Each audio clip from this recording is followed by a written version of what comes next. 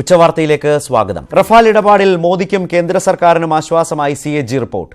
NDAയുടെ കരാർ UPA ഒപ്പിട്ടതിനേക്കാൾ 2.86% വിലക്കുറവുള്ളതാണെന്ന് CAG. എന്നാൽ സർക്കാർ അവകാശപ്പെടുന്നതുപോലെ 9% വിലക്കുറവില്ല. CAG റിപ്പോർട്ട് സർക്കാർ പാർലമെന്റിൽ വെച്ചു. വിവരങ്ങളുമായി M ഉണ്ണികൃഷ്ണൻ ഇപ്പോൾ ചേരുന്നു. ഉണ്ണി, എങ്ങനെയാണ് സർക്കാരിന് ആശ്വാസമാകുന്ന CAG റിപ്പോർട്ടിലെ ഈ വിവരങ്ങൾ?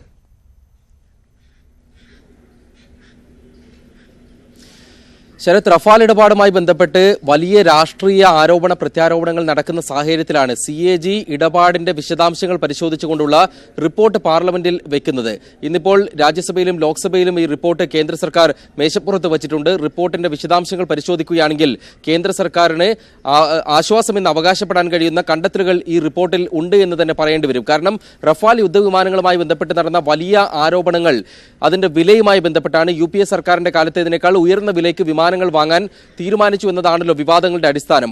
അപ്പോൾ ഈ കണ്ടെത്തലിൽ CAG അടിസ്ഥാനമായി പറഞ്ഞിരിക്കുന്നത് റഫാൽ യുദ്ധവിമാനങ്ങളുടെ വിലയിൽ കഴിഞ്ഞ UPA സർക്കാരിന്റെ കാലത്തെ കരാറിനേക്കാൾ കുറവ് വന്നിട്ടുണ്ട് എന്നുള്ളതാണ്. 2007 കരാറിനേക്കാൾ 2016 കരാറിൽ 2.86% വിലക്കുറവുണ്ടായി എന്നാണ് പറയുന്നത്. വിമാനങ്ങളുടെയും ആകെയുള്ള കരാറിന്റെയും മൊത്തത്തിലുള്ള നിരക്ക് എത്രയാണെന്ന് പുറത്തുവിടാൻ തയ്യാറായില്ല. അത് മറച്ചു വെച്ചുകൊണ്ട് ശതമാന കണക്കുകളിലെ ഊന്നിയുള്ള കണ്ടെത്തലുകളാണ് CAG പുറത്തുവിട്ടിട്ടുള്ളത്. ഒപ്പം സർക്കാർ നേരത്തെ അവകാശപ്പെട്ടിരുന്നത് 9% വിലക്കുറവുണ്ടായി NDA സർക്കാരിന്റെ കാലത്തെ കരാറിന് എന്നായിരുന്നു. അക്കാര്യം CAG തള്ളിക്കളയുന്നുണ്ട്. 9% കുറവ് ഉണ്ടായിട്ടില്ല എന്നാണ് പറയുന്നത്. വിമാനങ്ങൾക്ക് ഇന്ത്യൻ സാഹചര്യങ്ങൾക്ക് ആവശ്യമായ കൂട്ടിച്ചേർക്കലുകൾ വരുത്തിയതിലൂടെ നിരക്ക് കൂടാൻ ഇടയായിട്ടുണ്ടെന്ന് CAG കണ്ടെത്തുകയും ചെയ്യുന്നു. ഈ കൂട്ടിച്ചേർക്കലുകൾ ആവശ്യമില്ല എന്ന് വ്യോമയാന മന്ത്രാലയം ഇന്ത്യൻ എയർഫോഴ്സ് നേരത്തെ തന്നെ പ്രതിരോധ മന്ത്രാലയത്തോട് ചൂണ്ടിക്കാട്ടിയതാണ്. കാരണം അത് DRDOയുടെ സഹായത്തോടെ തദ്ദേശീയമായി തന്നെ വികസിപ്പിച്ചെടുക്കാമെന്നായിരുന്നു വ്യോമസേനയുടെ നിലപാട്. പക്ഷേ ഇതിന് വിരുദ്ധമായി ആ കൂട്ടിച്ചേർക്കലുകൾ ആവശ്യപ്പെട്ടതിലൂടെ വിമാനങ്ങളുടെ നിരക്കിൽ വർധനവുണ്ടായെന്നും പറയുന്നു. 2007 കൂട്ടിച്ചേർക്കലുകളുടെ നിരക്ക് സംബന്ധിച്ച് നോക്കുകയാണെങ്കിൽ ഇത് 17% കുറവാണ് താനും. അതേസമയം സാമ്പത്തിക ഗ്യാരണ്ടിയും പ്രവർത്തനക്ഷമതാ ഗ്യാരണ്ടിയും 2007 കരാറിലുണ്ടായിരുന്നു. അത് ഒഴിവാക്കിയതിലൂടെ ഡസോൾട്ടിന് ലാഭമുണ്ടായി എന്നാണ് CAG കണ്ടെത്തുന്നത്. അതായത് ഏകദേശം 574 മില്യൺ യൂറോയുടെ ബാങ്ക് ഗ്യാരണ്ടിയിൽ നിന്നും ഡസോൾട്ട് ഒഴിവായി എന്നാണ് ഈ റിപ്പോർട്ടിനെ അടിസ്ഥാനമാക്കി പരിശോധിക്കുമ്പോൾ മനസ്സിലാക്കാൻ കഴിയുന്നത്. മറ്റൊരു കാര്യം, ഇന്ത്യൻ വിലപേശൽ സംഘം നിശ്ചയിച്ച ബെഞ്ച് മാർക്ക് വില യാഥാർത്ഥ്യ ബോധമില്ലാതെയാണെന്നുള്ള കണ്ടെത്തലും ഈ റിപ്പോർട്ടിലുണ്ട്. ഇതുമായി ബന്ധപ്പെട്ടും വലിയ വിവാദങ്ങൾ ഇതിനകം തന്നെ ഉണ്ടായതാണ്. ഏതായാലും ഈ റിപ്പോർട്ട് സർക്കാരിന് ഈ വിലക്കുറവിന്റെ പേരിൽ അതൊരു ആയുധമാക്കി മാറ്റാൻ തന്നെയാണ് സാധ്യതയുള്ളത്. ഇതിനകം കേന്ദ്ര ധനമന്ത്രി അരുൺ ജെയ്റ്റ്ലി അടക്കമുള്ളവർ സത്യം വിജയിച്ചിരിക്കുന്നു എന്ന വിശദീകരണവുമായാണ് വരുന്നത്. നേരത്തെ തന്നെ ഈ റിപ്പോർട്ട് ചൌക്കീദാർ ഓഡിറ്റ് റിപ്പോർട്ടാണെന്ന് വിമർശിച്ച രാഹുൽ ഗാന്ധിയും കോൺഗ്രസും ഇനി എന്ത് നിലപാടെടുക്കുമെന്നാണ് അറിയാനുള്ളത്. അവരുടെ പരസ്യ പ്രതികരണം ഈ റിപ്പോർട്ടിനെ പറ്റി ഇതുവരെയും വന്നിട്ടില്ല. രാവിലെ പാർലമെന്റിന് പുറത്ത് പ്രതിഷേധങ്ങൾ നടത്തിയെങ്കിലും.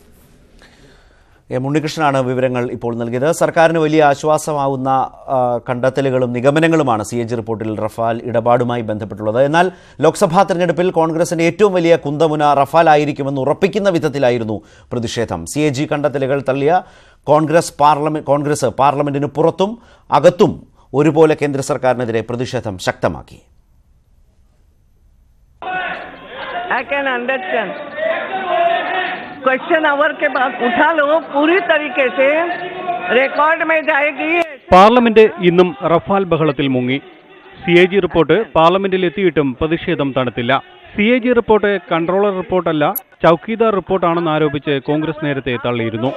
ഇന്ന് പാർലമെന്റിന് പുറത്തു നടന്ന പ്രതിഷേധത്തിന് രാഹുൽ ഗാന്ധി നേതൃത്വം നൽകി.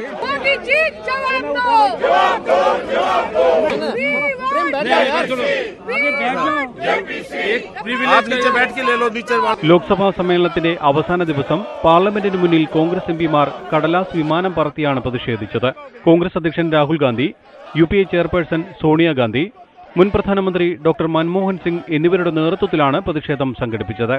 ന്യൂസ് 18 ഡൽഹി. റഫാൽ ഇടപാടിൽ കേന്ദ്ര സർക്കാരിന് കുരുക്കായി കൂടുതൽ വെളിപ്പെടുത്തലുകൾ. റഫാൽ വ്യവസ്ഥകളിൽ ആശങ്ക രേഖപ്പെടുത്തി 3 ഉദ്യോഗസ്ഥർ എഴുതിയ വിയോജനക്കുറിപ്പ് ഇംഗ്ലീഷ് ദിനപത്രം പുറത്തുവിട്ടു. മോദി സർക്കാർ ഉണ്ടാക്കിയ കരാർ UPA സർക്കാരിനേക്കാൾ മെച്ചപ്പെട്ടതല്ലെന്ന് വിയോജനക്കുറിപ്പിൽ പറയുന്നു. UPA സർക്കാരിനേക്കാൾ കുറഞ്ഞ നിരക്കിലാണ് കരാറെന്നും വേഗത്തിൽ വിമാനങ്ങൾ ലഭിക്കുമെന്നുമുള്ള സർക്കാർ വാദം പൊളിക്കുന്ന രേഖകളാണ് പുറത്തുവന്നത്. റഫാൽ കരാറിന് മുന്നോടിയായി ഇന്ത്യയെ പ്രതിനിധീകരിച്ച് വിലപേശൽ ചർച്ചകൾ നടത്തിയ 7 ഉദ്യോഗസ്ഥരിൽ 3 പേർ വ്യവസ്ഥകളിൽ ആശങ്ക പ്രകടിപ്പിച്ചെഴുതിയ കുറിപ്പാണ് ഇംഗ്ലീഷ് ദിനപത്രം പുറത്തുവിട്ടത്. ഇന്ത്യൻ സംഘത്തിലെ ഉപദേഷ്ടാവ് MB സിംഗ്, ധനകാര്യ manager AR Sule, joint secretary Rajeev Varma എന്നിവരാണ് അന്തിമ കരാറിൽ ഒപ്പിടുന്നതിന് 3 മാസം മുൻപ് വിയോജനക്കുറിപ്പ് എഴുതിയത്. വിലപേശൽ സംഘത്തിന്റെ ചെയർമാനാണ് ഇവർ വിയോജനക്കുറിപ്പ് നൽകിയത്.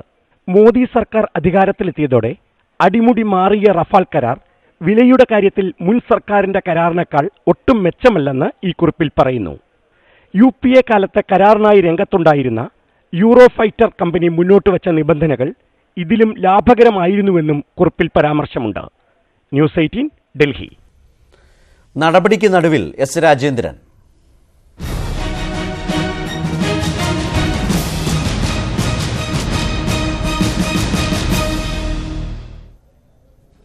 ഭൂമി കയ്യേറ്റത്തിൽ എസ് രാജേന്ദ്രൻ MLA-ക്കെതിരെ കുരുക്കുമുറുക്കി ദേവികുളം സബ് കളക്ടർ രേണുരാജ്. MLA-യുടെ വീടിരിക്കുന്ന സ്ഥലത്തെക്കുറിച്ച് പരിശോധിച്ച് റിപ്പോർട്ട് നൽകാൻ തഹസീൽദാർക്ക് സബ് കളക്ടർ നിർദ്ദേശം നൽകി. മൂന്നാർ ഇക്കാനഗറിലെ രാജേന്ദ്രന്റെ സ്ഥലത്ത് സബ് കളക്ടറും തുടർന്ന് വില്ലേജ് ഓഫീസറും പരിശോധന നടത്തിയിരുന്നു. കയ്യേറ്റ ഭൂമിയെന്ന് നേരത്തെ തന്നെ അധികൃതർ കണ്ടെത്തിയിട്ടും നടപടി ഉണ്ടാകാതെ പോയ ഭൂമിയാണ് രാജേന്ദ്രന്റേത്. വില്ലേജ് ഓഫീസിൽ നടത്തിയ തെരച്ചിലിൽ MLA-യുടെ സ്ഥലത്തിന്റെ രേഖകൾ കാണാനില്ലെന്നും തെളിഞ്ഞു. ഭൂരേഖകൾ ലഭ്യമല്ലാത്ത സാഹചര്യത്തിൽ ഭൂമിയുടെ ഉടമസ്ഥാവകാശം സംബന്ധിച്ച് വിശദമായ അന്വേഷണം വേണമെന്ന് വില്ലേജ് ഓഫീസർ സബ് കളക്ടർക്ക് റിപ്പോർട്ട് നൽകി. ഇതിന്റെ അടിസ്ഥാനത്തിലാണ് അന്വേഷണ ചുമതല ദേവികുളം തഹസിൽദാർക്ക് നൽകിയത്. താലൂക്ക് ഓഫീസിലെ രേഖകളടക്കം പരിശോധിച്ച് ഒരു ദിവസത്തിനുള്ളിൽ റിപ്പോർട്ട് നൽകണമെന്നാണ് സബ് കളക്ടറുടെ ഉത്തരവ്. രാജേന്ദ്രന്റെ വീടിരിക്കുന്ന സ്ഥലമടക്കം KSCB-യുടെ ഉടമസ്ഥതയിലുള്ളതെന്ന് നേരത്തെ തന്നെ കണ്ടെത്തപ്പെട്ടതാണ്. ആരും നടപടിക്ക് ധൈര്യപ്പെടാതിരുന്ന ഈ കയ്യേറ്റ ഭൂമിയുടെ ഉടമസ്ഥത അന്വേഷിക്കാൻ തുനിഞ്ഞ സബ് കളക്ടറുടെ നടപടി രാജേന്ദ്രന് കുരുക്കാകും. സ്ഥലത്തിന്റെ ഉടമസ്ഥാവകാശ രേഖകൾ ഹാജരാക്കാനാവില്ലെങ്കിൽ വൻ തിരിച്ചടിയാകും MLA-ക്കുണ്ടാവുക. ന്യൂസ് 18 മൂന്നാർ. അനധികൃത ഷോപ്പിംഗ് കോംപ്ലക്സ് നിർമ്മാണത്തിന് പിന്നാലെ മുതിരപ്പുഴയാറിനോട് ചേർന്നുള്ള ബൊട്ടാണിക്കൽ ഗാർഡൻ നിർമ്മാണവും വിവാദത്തിലേക്ക്. റവന്യൂ വകുപ്പിന്റെ ഉടമസ്ഥതയിലുള്ള സ്ഥലം ടൂറിസം വകുപ്പിനോ ജില്ലാ ടൂറിസം പ്രൊമോഷൻ കൗൺസിലിനോ കൈമാറിയിട്ടില്ല. നിർമ്മാണത്തെക്കുറിച്ച് അന്വേഷണം നടത്തുമെന്ന് സബ് കളക്ടർ രേണുരാജ് അറിയിച്ചു. പ്രളയം തകർത്തെറിഞ്ഞ മൂന്നാർ ഗവൺമെന്റ് കോളേജിന്റെ താഴ്വാരത്തിൽ മുതിരപ്പുഴയാറിനോട് ചേർന്നാണ് ബൊട്ടാണിക്കൽ ഗാർഡന്റെ നിർമ്മാണം പുരോഗമിക്കുന്നത്. ജില്ലാ ടൂറിസം പ്രൊമോഷൻ കൗൺസിൽ കോടികൾ ചെലവഴിച്ചാണ് പദ്ധതി നടപ്പിലാക്കുന്നത്. എന്നാൽ സ്ഥലത്തിന്റെ ഉടമസ്ഥാവകാശവുമായി ബന്ധപ്പെട്ട് ആശയക്കുഴപ്പം ഏറെയാണ്. ഈ പദ്ധതിക്കായി സ്ഥലം കൈമാറിയിട്ടില്ലെന്ന് സബ് കളക്ടറുടെ ഓഫീസിൽ നിന്ന് ലഭിച്ച വിവരാവകാശ രേഖ വ്യക്തമാക്കുന്നു. പൊതുജനാരോഗ്യ കേന്ദ്രം സ്ഥാപിക്കുന്നതിനായി സത്യസായി ബാബ ട്രസ്റ്റ് എന്ന സന്നദ്ധ സംഘടന ഈ സ്ഥലം നേരത്തെ സർക്കാരിനോട് ആവശ്യപ്പെട്ടിരുന്നു. എന്നാൽ കാർഷികാവശ്യങ്ങൾക്കായി ഏറ്റെടുത്ത സ്ഥലം കൈമാറാനാവില്ലെന്ന് സർക്കാർ മറുപടി നൽകി. എന്നാൽ ബൊട്ടാണിക്കൽ ഗാർഡന്റെ നിർമ്മാണം പുരോഗമിക്കവേ സ്ഥലത്തെ ട്രസ്റ്റിന്റെ കയ്യേറ്റം ഒഴിപ്പിക്കണമെന്നാവശ്യപ്പെട്ട് റവന്യൂ സെക്രട്ടറി ജില്ലാ കളക്ടർക്ക് നിർദ്ദേശവും നൽകിയിരുന്നു. ഭൂമിയെക്കുറിച്ച് സമഗ്ര അന്വേഷണം ആവശ്യപ്പെട്ട് CPI-യും കോൺഗ്രസും രംഗത്തെത്തിയിട്ടുണ്ട്. എന്തിനു വേണ്ടിയാണ് അവരെ ഒഴിപ്പിച്ചു പോകാൻ പറഞ്ഞു? റവന്യൂ ഡിപ്പാർട്ട്മെന്റ് TTPC-ക്ക് ആ സ്ഥലം കൈമാറി കൊടുത്തിട്ടില്ല. പരാതി ഉയർന്ന സാഹചര്യത്തിൽ പദ്ധതിയെക്കുറിച്ച് വിശദമായ പരിശോധന നടത്തുമെന്ന് സബ് കളക്ടർ രേണുരാജ് അറിയിച്ചു. കൊമേഴ്ഷ്യൽ ആയതുകൊണ്ട് ജില്ലാ കളക്ടറാണ് NOC കൊടുക്കുന്നത്. NOC അവർക്ക് ലഭിച്ചിട്ടുണ്ട്. ഇങ്ങനൊരു പരാതി ഉണ്ടായപ്പോൾ അത് ഹാജരാക്കാൻ ഞാൻ പറഞ്ഞിരുന്നു. അവർ NOC കൊണ്ടുവന്ന് ഹാജരാക്കിയിട്ടുണ്ട്. ന്യൂസ് 18 മൂന്നാർ. തെരഞ്ഞെടുപ്പ് വാർത്തകൾ.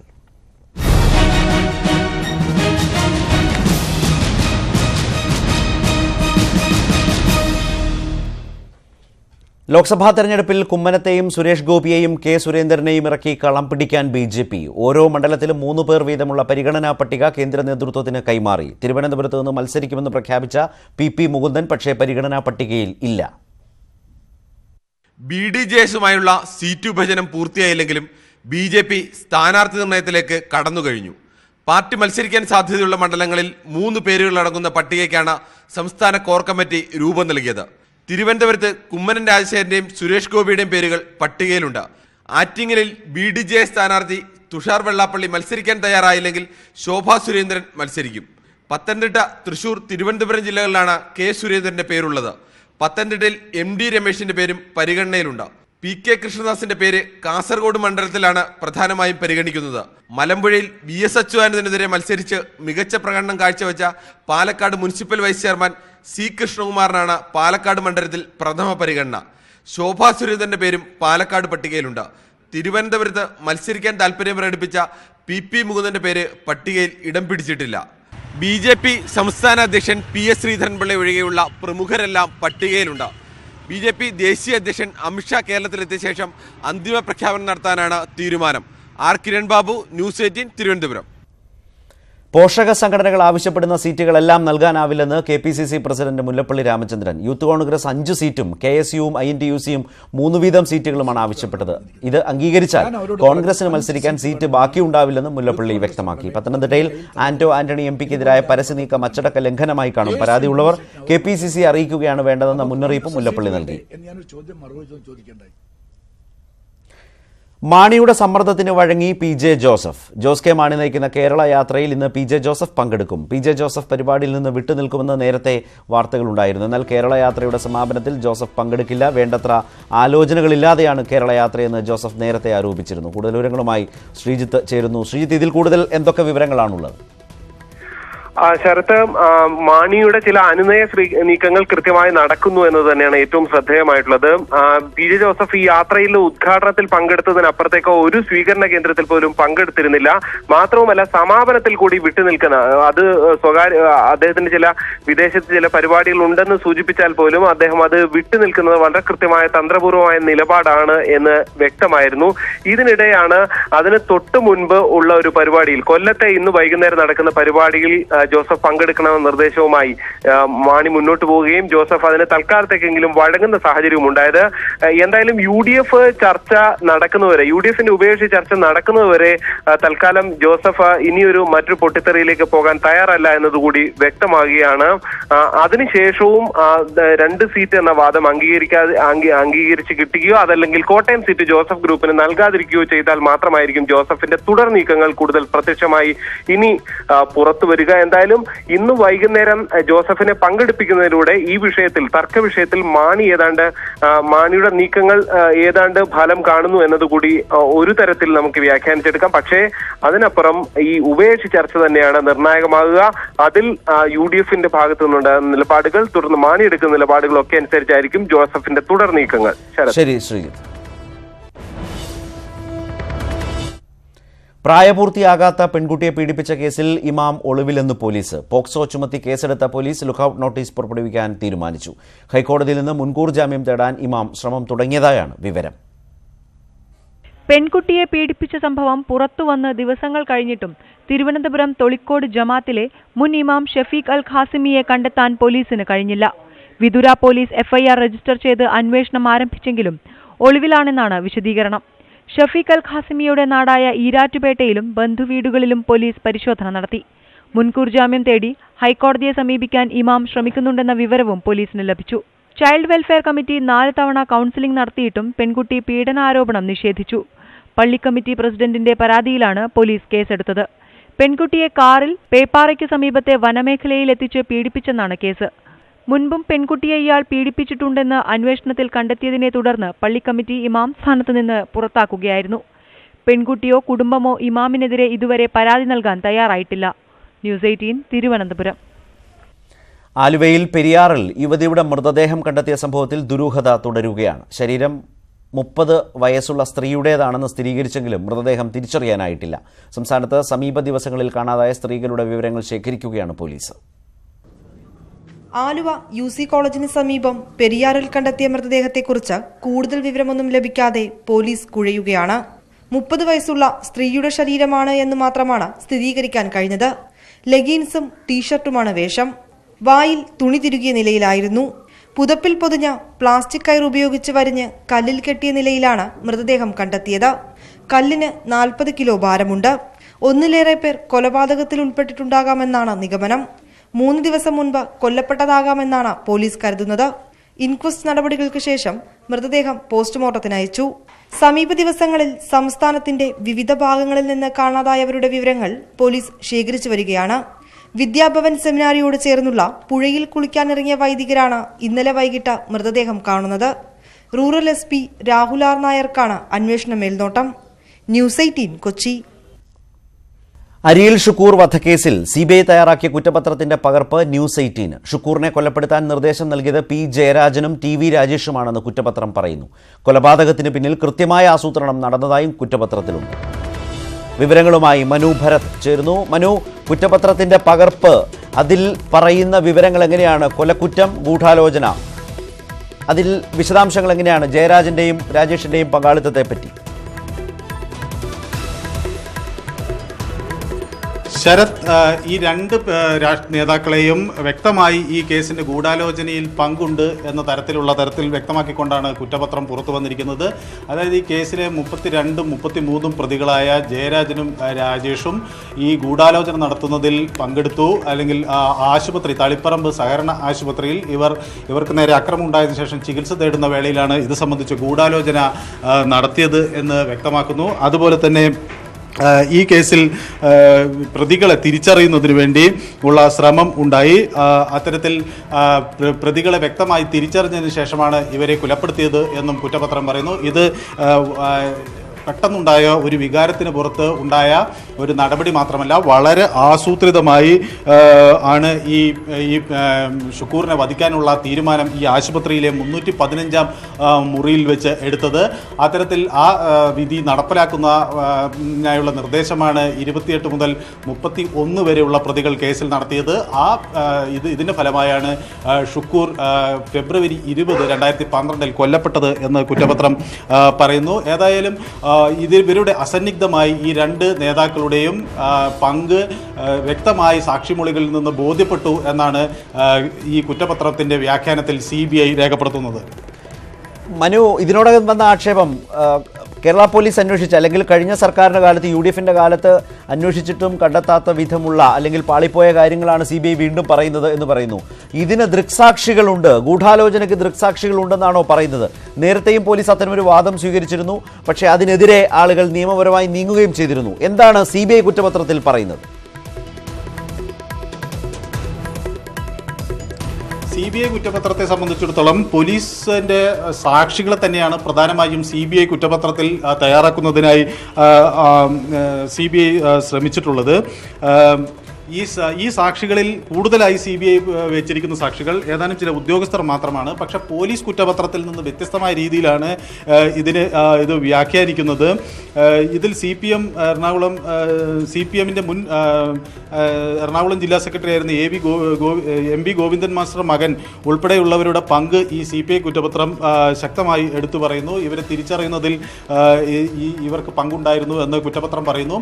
ഒപ്പം തന്നെ ഇവർ നേരത്തെ ഉണ്ടായിരുന്നത് സെക്ഷൻ 118 അനുസരിച്ചായിരുന്നു പോലീസ് ഇവർക്ക് നേരത്തെ കുറ്റപത്രത്തിൽ ഈ P ജയരാജൻ്റെയും അതുപോലെ തന്നെ PV രാജേഷ് MLAയുടെയും പങ്ക് വ്യക്തമാക്കിയിരുന്നത്. അതായത് അന്ന് 315-ാം റൂം നമ്പറിൽ തളിപ്പറമ്പ് സഹകരണ ആശുപത്രി ഇതിൻ്റെ ഗൂഢാലോചന നടക്കുകയും അതിനെ സംബന്ധിച്ചൊരു വിവരം മാത്രമേ ഇവർക്ക് ഉണ്ടായിരുന്നുള്ളൂ എന്നായിരുന്നു ആ കുറ്റപത്രമെങ്കിൽ, ഇത് കൃത്യമായി ഇവരെ വകവരുത്തണമെന്ന നിർദ്ദേശം നൽകി എന്ന തരത്തിൽ 120B അനുസരിച്ച് ക്രിമിനൽ കോൺസ്പിറൻസിയിൽ ഇവർ പങ്കാളികളായിരുന്നു എന്ന തരത്തിലാണ് കുറ്റപത്രം വ്യാഖ്യാനിക്കുന്നത്.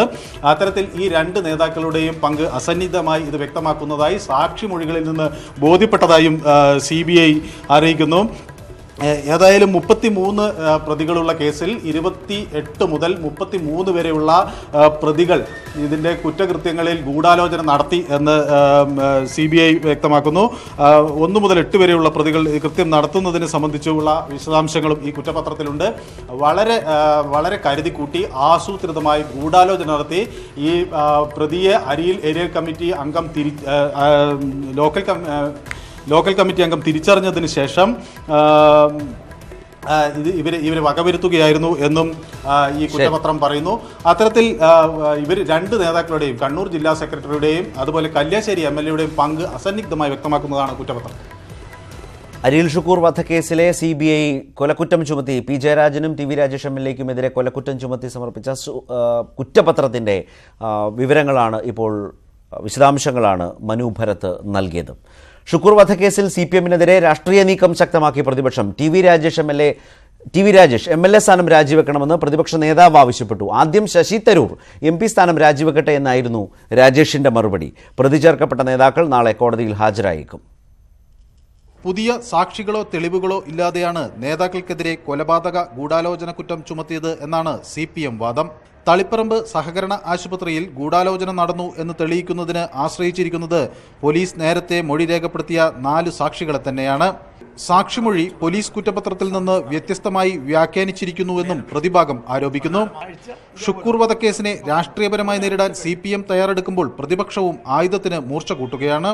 അരിയിൽ ഷുക്കൂറിന്റെ കൊലപാതകവുമായി ബന്ധപ്പെട്ട് CBI സമർപ്പിച്ച ചാർജ് ഷീറ്റിന്റെ അടിസ്ഥാനത്തിൽ കണ്ണൂർ ജില്ലാ സെക്രട്ടറി സ്ഥാനം ജയരാജൻ രാജിവെക്കണം. MLA സ്ഥാനം TV രാജേഷ് രാജിവെക്കണം. കേസിൽപ്പെട്ടവരെല്ലാം രാജിവെക്കണമെങ്കിൽ ആദ്യം ശശി തരൂരിന്റെ രാജി ആവശ്യപ്പെടണമെന്നായിരുന്നു ഇതിന് TV രാജേഷ് MLA മറുപടി. കേസിൽ പ്രതിയായവരെല്ലാം രാജിവെക്കേണ്ടതാണ് എങ്കിൽ ശശി തരൂരിനെ പോലുള്ളവർ കൂടി രാജിവെച്ചിട്ട് പ്രതിപക്ഷ നേതാവ് അത്തരം പ്രസ്താവന നടന്നതായിരിക്കും ഉചിതമെന്നാണ് എൻ്റെ അഭിപ്രായം. CBI ചുമത്തിയ 120B പ്രകാരമുള്ള ഗൂഢാലോചന ഒഴിവാക്കാൻ മേൽക്കോടതിയെ സമീപിക്കാനാണ് P ജയരാജന്റെയും TV രാജേഷിന്റെയും തീരുമാനം. മനു ഭരത്, ന്യൂസ് 18 കണ്ണൂർ. ഡൽഹിയിൽ ഹോട്ടലിലുണ്ടായ തീപിടുത്തത്തിൽ മരിച്ച മലയാളികളുടെ മൃതദേഹങ്ങൾ നാട്ടിലെത്തിച്ചു. നളിനി അമ്മയുടെയും മകൻ വിദ്യാസാഗറിന്റെയും സംസ്കാരം ഉച്ചയ്ക്ക് 1:30 വീട്ടുവളപ്പിൽ നടക്കും. മകൾ ജയശ്രീയുടെ മൃതദേഹം വൈകിട്ട് 4 ചോറ്റാനിക്കരയിലെ വീട്ടുവളപ്പിൽ സംസ്കരിക്കും. ജനപ്രതിനിധികളടക്കം നൂറുകണക്കിന് ആളുകളാണ് ആദരാഞ്ജലി അർപ്പിക്കാൻ എത്തിയത്. പോസ്റ്റ്മോർട്ടം അടക്കമുള്ള നടപടിക്രമങ്ങൾക്ക് ശേഷം നെടുമ്പാശ്ശേരി വിമാനത്താവളത്തിലെത്തിച്ച മൃതദേഹങ്ങൾ ഹൈബീഡൻ MLA അടക്കമുള്ളവർ ചേർന്ന് ഏറ്റുവാങ്ങി. തുടർന്ന് മൃതദേഹങ്ങൾ ചേരാനല്ലൂരിലെ വീട്ടിലെത്തിച്ചു. ബന്ധുക്കളും നാട്ടുകാരും ജനപ്രതിനിധികളുമടക്കം നൂറുകണക്കിന് ആളുകളാണ് മൂവർക്കും ആദരാഞ്ജലികൾ അർപ്പിച്ചത്. ഡൽഹി കരോൾ ബാഗിലെ ഹോട്ടലിൽ ഇന്നലെ പുലർച്ചെയാണ് തീപിടുത്തമുണ്ടായത്. വിനോദയാത്രയ്ക്കായി ഹരിദ്വാറിലേക്ക് പോകാനിരിക്കെയായിരുന്നു ദാരുണ ദുരന്തം. ഡൽഹി സർക്കാരിന് പുറമെ സംസ്ഥാന സർക്കാരും സഹായം നൽകുമെന്ന് പ്രതീക്ഷിക്കുന്നതായി ഹൈബീഡൻ MLA പറഞ്ഞു. മുഖ്യമന്ത്രിയും കേരള ഗവൺമെന്റും ദുരിതാശ്വാസ നിധിയിൽ നിന്ന് ഉചിതമായ ഇവർക്കുള്ള ധനസഹായം കൂടി വിതരണം ചെയ്യും എന്ന് ഞങ്ങൾ പ്രതീക്ഷിക്കുകയാണ്, അഭ്യർത്ഥിക്കുന്നു. അതേസമയം അപകടമുണ്ടായ ഹോട്ടൽ പ്രവർത്തിച്ചിരുന്നത് മാനദണ്ഡങ്ങൾ പാലിച്ചല്ലെന്നാണ് പ്രാഥമിക വിവരം. ഹോട്ടൽ പ്രവർത്തിക്കുന്നതിന് 2017 NOC നൽകിയിരുന്നെങ്കിലും റൂഫ് ടോപ്പ് അടക്കം നിർമ്മിച്ചത് ചട്ടങ്ങൾ പാലിക്കാതെയാണെന്ന് കണ്ടെത്തി. അപകടം സംബന്ധിച്ച അന്വേഷണം ഡൽഹി പോലീസ് ക്രൈംബ്രാഞ്ചിന് കൈമാറി. ഹോട്ടലിന്റെ ജനറൽ മാനേജറെയും കസ്റ്റഡിയിലെടുത്തു. Delhi municipal council deputy commissioner Ira സിംഗാളിന്റെ നേതൃത്വത്തിലും അന്വേഷണം തുടങ്ങി. 3 ദിവസത്തിനകം അന്വേഷണം പൂർത്തിയാക്കി വെള്ളിയാഴ്ച റിപ്പോർട്ട് സമർപ്പിക്കും. ന്യൂസ് 18 കൊച്ചി, ഡൽഹി. 17 പേരുടെ മരണത്തിനിടയാക്കിയ അപകടത്തിന് പിന്നാലെ ഡൽഹിയിൽ വീണ്ടും തീപിടുത്തം. പശ്ചിംപുരിയിലുണ്ടായ തീപിടുത്തത്തിൽ 250 കുടിലുകൾ കത്തിനശിച്ചു. പൊള്ളലേറ്റ സ്ത്രീയെ ആശുപത്രിയിൽ പ്രവേശിപ്പിച്ചു.